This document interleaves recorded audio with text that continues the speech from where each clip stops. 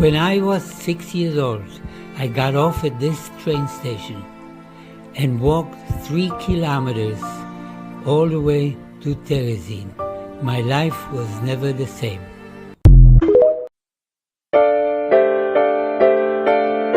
Yeah, this is one of my favorite songs, and I'm gonna play for you, cause it's your day, Joseph, and it's gonna be an amazing day. You ready for this? Let's go. Party people say, hey, it's your day, it's your day. The world is getting ready, everybody ready, yeah, for your day, for your day. Celebrate and say, hey, hey, hey, hey, hey, hey, hey, hey,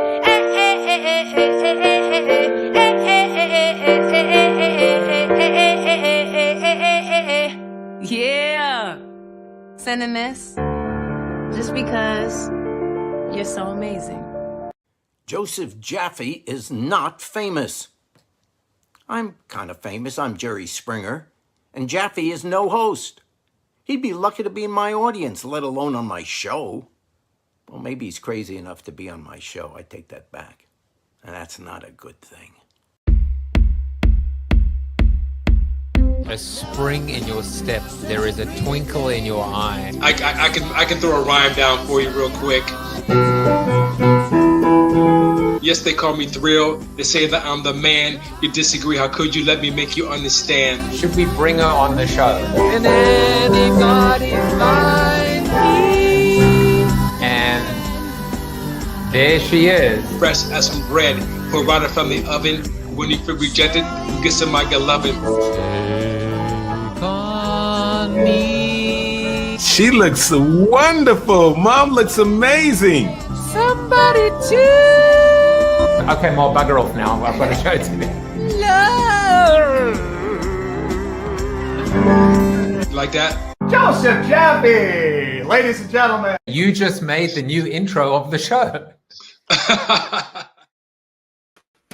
Welcome to another episode of Joseph Jaffe is Not Famous. And again, I am optimistically not famous. I've been playing around with my down there in the corner. I am optimistically not famous. Maybe optimistically, I will never be famous. That's my goal. That's my stretch goal. The more not famous I become, the happier I am, because ultimately the show was, and always will be about my guests and about you. I'm absolutely excited and humbled to welcome the rascal, the rapscallion, Gidon Lev, with Julie Gray on the sidelines. Gidon has an amazing story. In fact, he's, I believe, 90 years old, and he's going to teach me about TikTok, I think, today, because, you know, I just haven't quite figured out the TikTok thing yet. So Gidon is going to be on the show very, very soon, and he has an amazing, amazing story, which I will read to you a little bit more in the bio. We're going to talk about, he's a Holocaust survivor, he's a TikTok star, and he's preaching the same thing I am.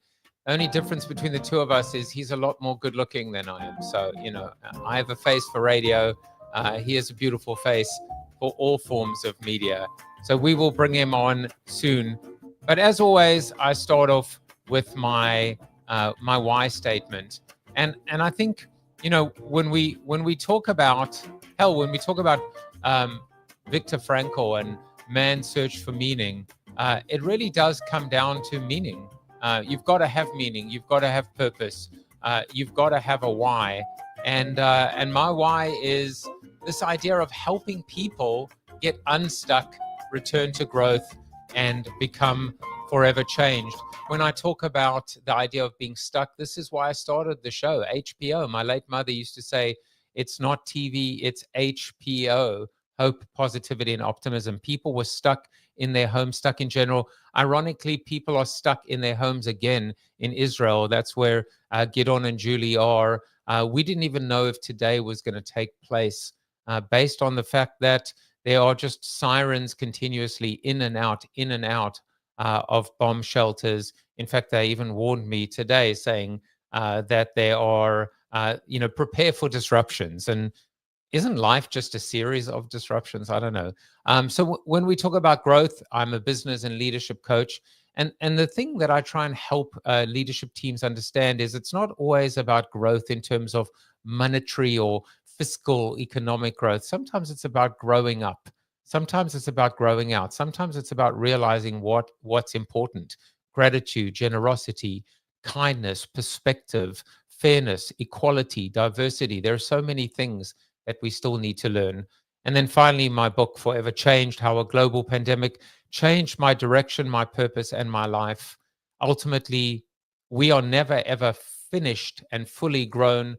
We're always learning. We're always evolving. We're always becoming. And to me, the reason why we're on this earth, yes, Maslow spoke about self-actualization. For me, it's all about transformation. And there is a formula: amor veritas vigor, love what you do, be true to yourself, and stay the course. But now, thank you for staying with me, for staying the course thus far. It's time for our seated soliloquy. And the seated soliloquy today, connected to Gidon, is called Optimist. I'm going to tell you a little story. I've said it before. I mean, I've done almost 900 episodes of the show since 2020. But it was actually a rabbi of mine. And he said this in one of his speeches. He said, what is the definition of an optimist versus a pessimist? Well, one would think it's that beautiful analogy of the glass, right? When the glass is half full, that is the viewpoint of an optimist. And when the glass is half empty, that is the viewpoint of a pessimist. He had a different perspective. He said a real optimist is someone that when the glass is completely empty and maybe even cracked, has the belief, has the hope, has the vision that one day the glass will not only be full again, but overflowing. That is the definition of an optimist. And I feel that when we think about the world today, we can look and we can say everything is spinning out of control. And in many respects, it is spinning out of control. Or we can put that stake in the ground. We can plant our feet firmly on the ground and we can say no more. And we can say today is the first day. Today is the day that we make the world a better place. We can envision a better world. We can envision a time when there is no more war, when there is no more famine, when there is no more poverty, when people just love each other for who they really are, making the world better. Just one smile, one conversation, just like the one I'm about to have with Gidon Lev. And so now it's time to bring him on, and I'll tell you just a little bit about him. Gidon Lev is a Czechoslovak-born Israeli Holocaust survivor, dairy farmer, TikTok educator, and author. Imprisoned from age 6 to 10 in Terezín, he was one of fewer than 100 children to survive the ghetto out of 15,000. Take a moment and process that for a second. One of fewer of 100 children to survive the ghetto out of 15,000. After liberation, he and his mother emigrated to the US and Canada before settling on Kibbutz Hatzoria in Israel in 1959. He served in the IDF during the Six-Day War and later returned to agriculture. In his 80s, Lev has become a social media voice against anti-Semitism with nearly 500,000 TikTok followers. That's nearly 500,000 more than me. And co-authored The True Adventures of Gidon Lev with Julie Gray. He continues to teach younger generations about tolerance, resilience, and hope. Let's welcome him to the show. Gidon Lev, welcome to the show. Thank you. Bruchim habayim, if that's correct to say. Yes, definitely. So Gidon, I'm not going to say let's start at the beginning. Let's start at June 20th, 2025. And the first question I just want to ask you is, how are you? How are you doing, all things considered? I'm doing fine, as most of the Israelis are doing, even though I believe that most of us, if not all of us, are stressed out because you never know when, how, and where the next rocket will land. So we are trying to be calm and overcome the pressures and fears that's a constant all the time. It's obviously a new normal, and but in many cases, it's not new. The idea of sirens and bomb shelters and living in a time and living in a world where safety is just not assured. And do you get used to it? Can you ever get used to it? Well, that's a good question. I'm not sure we get used to it. I think important thing is to be aware that there are dangers all the time, even when there isn't a war. And when there's a war, the danger is simply multiplied by 100 or maybe 1,000 degrees. And you try and do your best within that area, within that period, and continue living, because we're born to be alive and to do things and to enjoy life, and you gotta get hold of it and hold on to it. So we're gonna go backwards now, and I'm sure it's not the first time. In fact, in every conversation, we're going to, rewind and talk about, how many times do people say, "Let's go back and talk about when you were 6 years old." I just want to go back even a little further. Do you remember your first? What is your first memory as a child, like before Well, 6 years old? it's a very good question, and I have an answer. Because, first of all, let's agree memory is fickle, and what we think we remember may be not totally the exact the way it really was. But of course, there are certain things that we remember about any period in our life, especially our childhood. And one memory that I have is living in Carlsbad. I had been born in 1935. So in 1938, when Hitler was given the presence of Sudetenland, which was part of Czechoslovakia, where we lived, one of the things that happened right after the Nazi army entered that part of Czechoslovakia, of course, immediately the Jews were the victims. They were not allowed to be out after 8 o'clock in the morning. They couldn't be doctors or lawyers or work for the municipality. Their stores were broken into, and nobody would buy and nobody would sell to Jews. So that my parents and my grandparents decided they can't stand it. They can't make a living. So they're going to go off to Prague. Prague at that point was still Czechoslovakia. It wasn't yet part of Germany. So I remember going to the railway station late at night. It was dark. I don't know exactly what time it was, of course, but it doesn't matter. It was dark. And I had just had my third birthday because I was born in March, and my grandparents and parents decided in June they're going to leave Carlsbad and go to Prague. And I remember going to the railway station, and everybody was lugging suitcases and bedrolls and knapsacks. And what was I lugging? I had a little tricycle, a red tricycle with black handlebars, and I loved it. I just received it 3 months earlier for my birthday. And as we are loading everything up on the train, of course, what did I take? My tricycle. And my parents said, no, 999. You can't take it. It's too much. We have too many things. Look how the suitcases and bedrolls and this. We'll buy you a new one.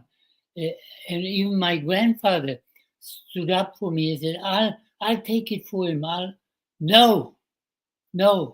So I cried and I made a balagan, and I didn't take my tricycle.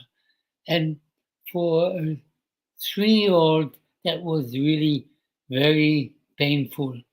That's one of my first memories of Hitler and his army. So you lose your red tricycle, you end up in Prague, and now we kind of fast forward to that, that fateful day, another train ride, this time to Terezín. It's amazing, first of all, that you have a memory at 3. Unfortunately, it's not a wonderful memory, but it's a poignant one. At the age of 6, what do you remember about the beginning of this experience going into Terezín? And maybe explain to people what Terezín was compared to some of the other camps like Auschwitz or etc. Okay, let's start with that. Theresienstadt was actually, that's the German name, and the Czech name is Terezín. It was a village that had been prepared even before World War I to be an army camp. So they built barracks not out of wood, but out of bricks. And there were 3 stories high, and there were about half a dozen, maybe more even, and each one had a name, and they had an inside yard, and it was part of the village. When the Germans decided to send the Jews to Theresienstadt, they didn't call it a concentration camp. They called it a settlement, resettlement of the Jews. They even had propaganda that, Hitler's giving the Jews a town. It was all a lie, terrible lie, big lie.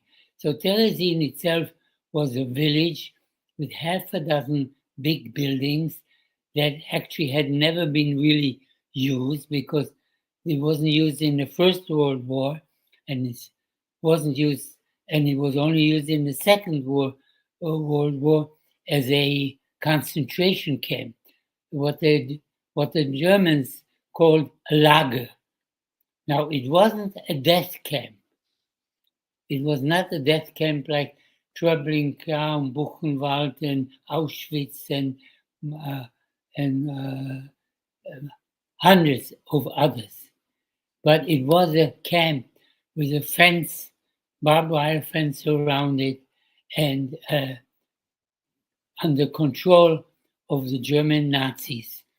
But they used the Jews to organize the population.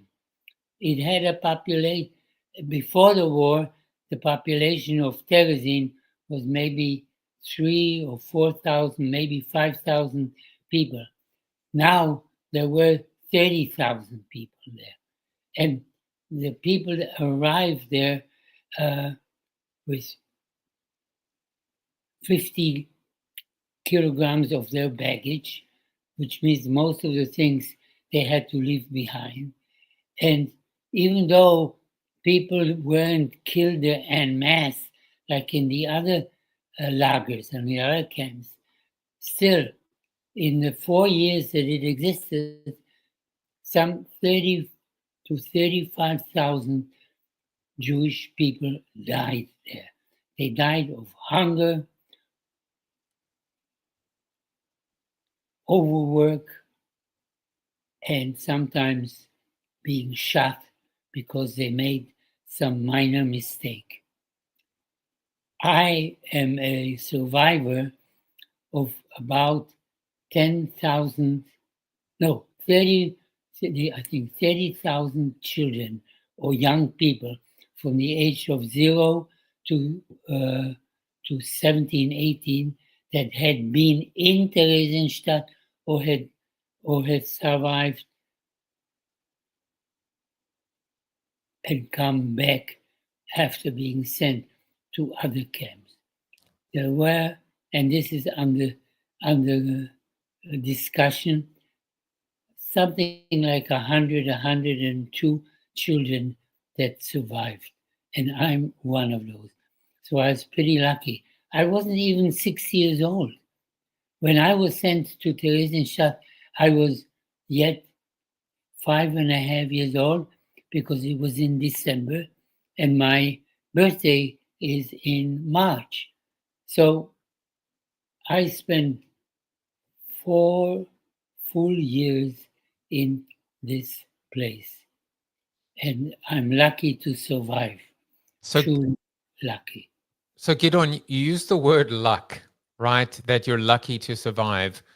When did you realize it's that you were one of the lucky ones? How did it impact your life that you were somehow a survivor when so many hadn't? Did it impact or change your life there and then? Did you understand the enormity? How did you cope with that realization? That's a very good question. The fact is, I didn't know.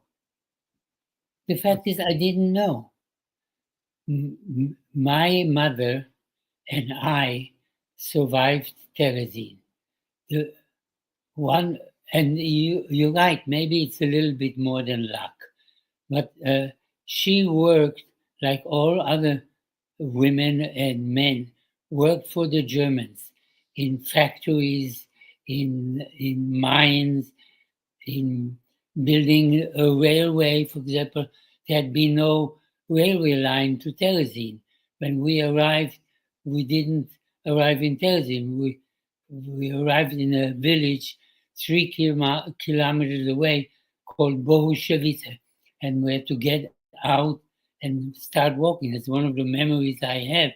In December 14th, walking from the train from Bohushevice to Terezín, and it was freezing cold because it was December 14th, cold and rainy, and I was lugging a suitcase and a knapsack, and it was horrific. I remember it, and the Germans had promised the women that these men that had been sent to Terezín to set the camp up, put up the fences, put up the bunk beds, and prepare it for the rest of the Jews. The women, their wives, sometimes mothers, would also end up in the same place. They kept that promise. So I remember, for example, coming close to Terezín after walking about 2.5 hours from Bohushevice, and one woman calling out, "So when do we see that our men, our husbands, our sons?" And one German soldier that was guarding us said, "Morgen früh um 6 seid ihr aus vom Fenster, wird ihr sehen, die Männer gehen zur Arbeit," which meant tomorrow morning, look out from your windows and you'll see your men walking on the streets to work. And so that really took place. And I remember actually the next morning we were in a room with 5 other mothers and their children, about 12 or 14 people in a room. But I remember getting up early and running to the window, and I'm seeing my father marching by. They were in rows of 5, all time 50, but they were not allowed to look up, because if they looked up, they would get a butt from a rifle in their backs or on their heads.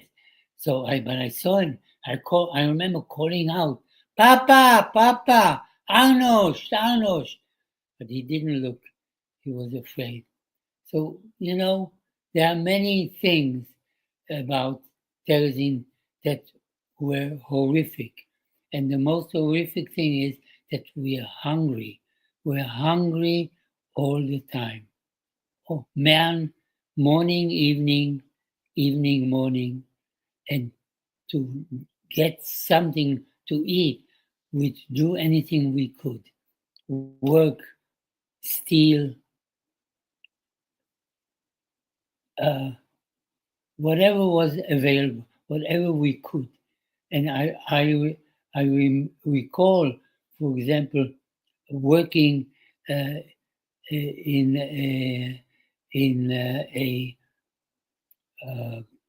barn, sort of, for horses, and there were horses there of the German commanders, Nazis, and they took 5, 6 boys, about 7, 8 years old, 9 years old maybe, and said, "You clean this horse," and you had to brush him and wipe him and polish, feed him, and and I was doing it because I always was hopeful that maybe somehow I would find a piece of bread or maybe a little piece of an apple because sometimes they did things like that, and that's how I survived. I want to ask you another question about survival. One of the books is The True Adventures of Gidon Lev, and there's a word in there that really caught my eye, which is rascal. I identify with that word a lot. Which word? Which word? I didn't get. Rascal. It's that you're a little rascal. Rascal. Yeah, and Yes. and so I wanted to ask you about that. I wanted to ask you about when you became a rascal, and also what was your disposition. I can see the little mischievous smile on your face right now. What was your disposition like during those tough times? Were you always a rascal? Like, what was it about your personality then and now that maybe has made you you? It's very difficult to answer that. I've always felt, even as a little kid, I think, that I'd like to test out the rules, break the rules. When they say you have to go straight, look ahead, I would bend my head and look aside a little bit. That kind of feeling of wanting not to be locked up in a box. I was a member of a kibbutz, kibbutz Hazoreya, and then afterwards, actually, kibbutz Zikim. Altogether, almost 15 years of living on a kibbutz. And of course, because it is collective, there are many rules and regulations that are not written, but are understood to exist. And I always try to do a little bit of a sidestep. And I think the basic reason why I left kibbutz was that it didn't give me enough space to be who I am. and maybe I was born with it. Who knows? I don't have a 100% answer, but yes, I have that feeling to this very day, and Julie knows about it too.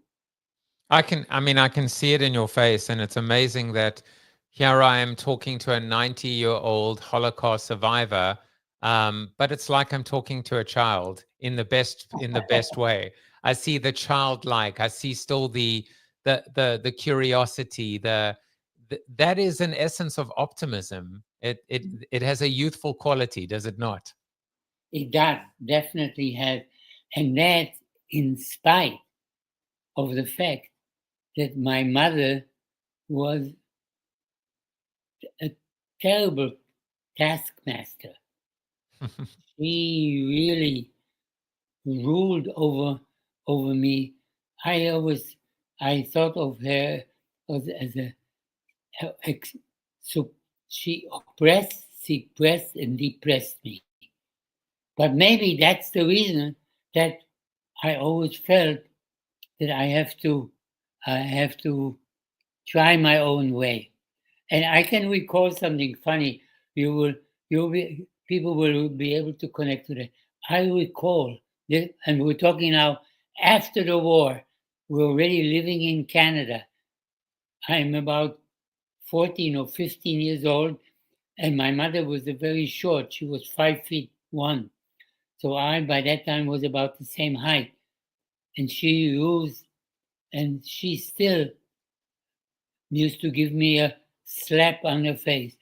But I recall, and this is only between you and me,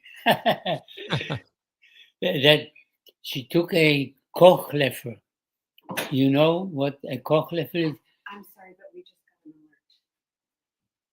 alert. No, I'm sorry. We have 10 minutes to get to safety. Okay. So you need to wind this up. I'm sorry. Okay. Okay. So that I took, she took a what is it? A spoon that you like a ladle. A ladle. That's it. Exactly. That's the right word. She took a wooden ladle and wanted to hit me. And for the first time, I took her hand and said, 9, no more, mother. You're not going to hit me with this. And that was the last time she tried to do that. But it's a long story. My mother's history and relationship with me was flawed, bad, but I still love her, and I understand she herself had suffered terribly when she was a little girl. It's a long story. Gidon, I know you. Book, Yes, I know you have to get to safety right now, and I mean this is exactly what we thought or assume could happen, which is missiles are on their way over again. I mean, this is the reality of the world that you're living in. That's correct. That's exactly it. This is our reality at the moment. I know, and in a way, it almost doesn't seem fair that a Holocaust survivor has to go through this again.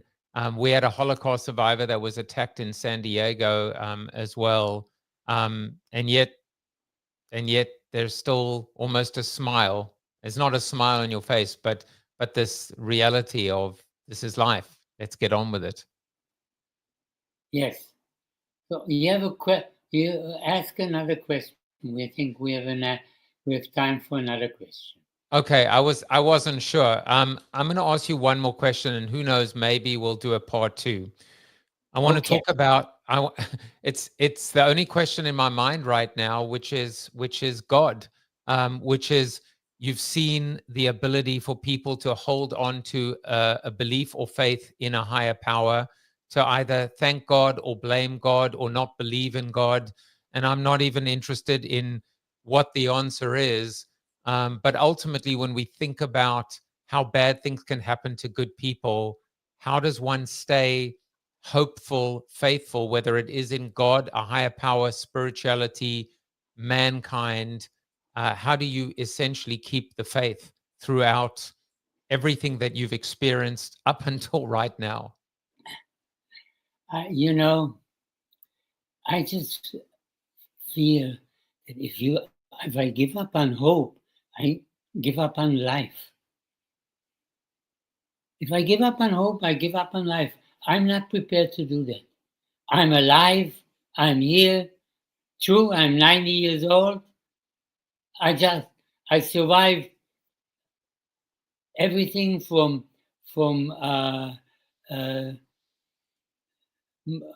appendicitis, tonsillitis, um, uh,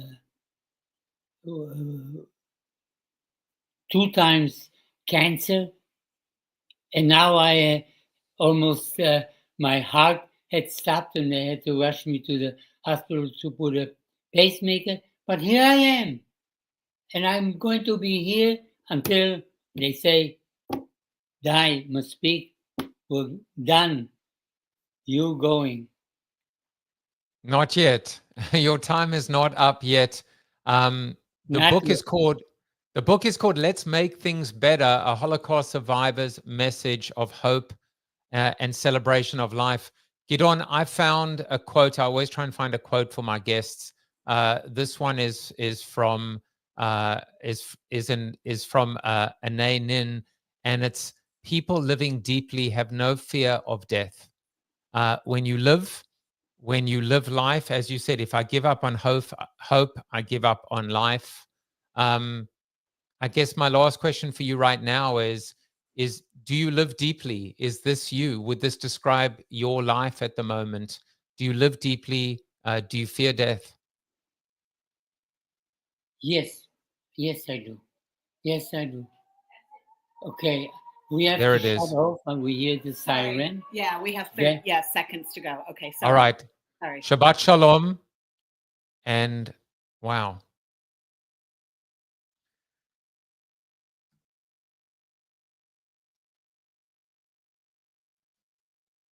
I'm just going to let that sit there for a moment. Just take it in and experience it.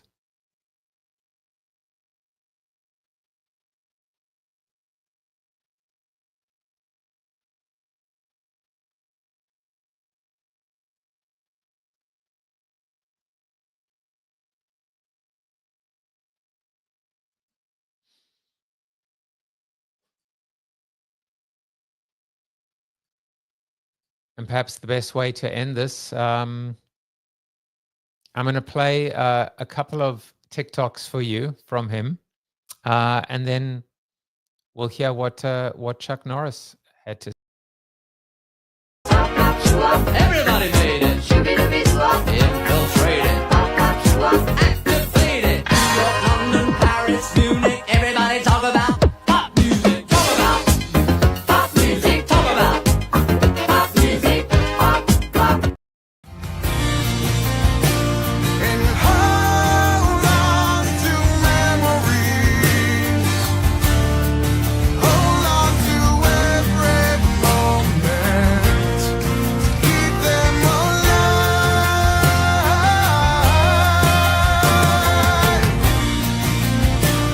The world's brightest dry. Hip, hip. Hip, hip. Hip, hip. Hip, hip. When you're on a holiday, you can't find the words to say all the things that come to you, and I wanna feel it.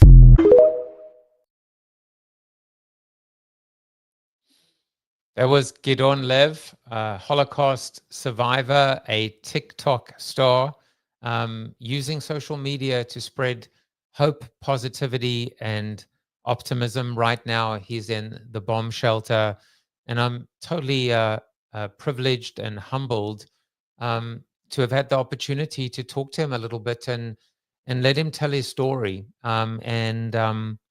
it's important, I feel, for us to educate our youth, our kids, whether they're Jewish, whether they're not Jewish, about history. I heard the other day that history doesn't repeat itself, but humans do.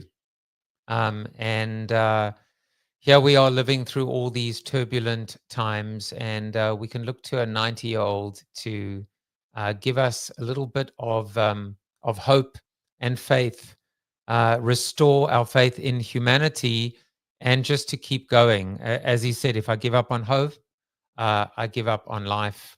And here's someone who is almost 90 and what they had to say about Gidon.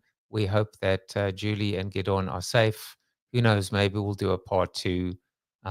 Take care of yourselves and each other. That's what Jerry Springer used to say to finish every show. You are Chuck Norris approved. Oh boy, is he Chuck Norris approved. Thank you for watching the show about hope, positivity, optimism, and if there's time left over, a little bit of marketing with your host, multiple author, and global keynote speaker, Joseph Jaffe. If you like the show, tell a friend or two. Please subscribe to the show, and if you want to get inside news, previews of upcoming guests, and much more, visit josephjaffe.com/subscribe to sign up for the show's newsletter. And despite the best ministrations of your wife, you still look ugly.